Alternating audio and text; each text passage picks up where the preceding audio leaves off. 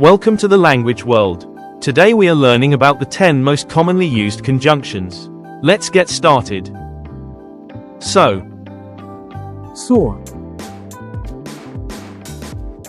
I was tired, so I slept. Jag var trött, så jag sov. Also.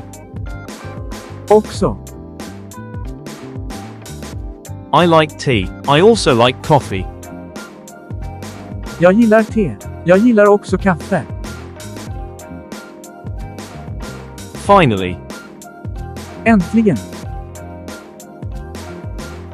Finally, I found it. Äntligen hittade jag den. Anyway. Hur som helst. Anyway, let's go. Hur som helst, låt oss gå. Before. Före. Wash your hands before dinner. Tvätta händerna före middagen. After. Efter. We can play football after school. Vi kan spela fotboll efter skolan.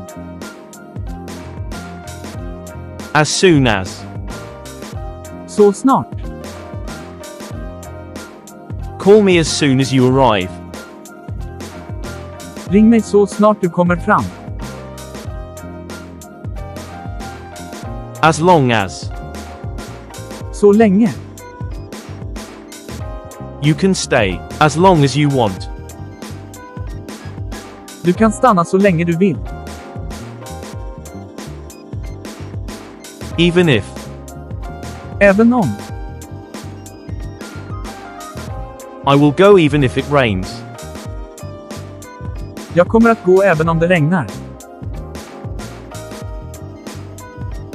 Actually. Faktiskt.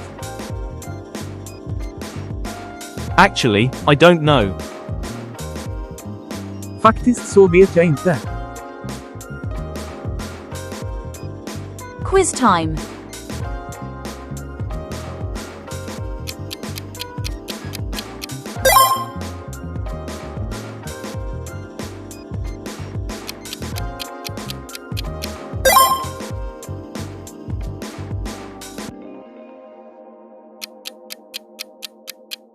Leave your answer in the comments. Thanks for watching. Don't forget to subscribe to our channel to learn more languages. See you in the next videos.